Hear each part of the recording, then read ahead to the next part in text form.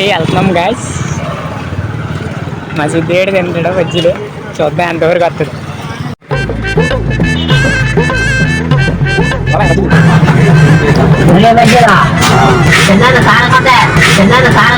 అలా ఏ దాని చెప్పు, ఈ మాట ఇది చెప్పు.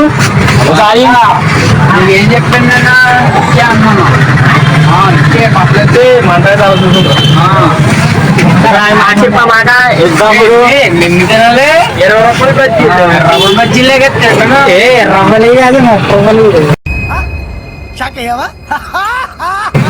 30 కొట్టి 30 20 రూపాయలు పోన్నారు. 20 రూపాయలు తింటే 30 రూపాయలు. బాబు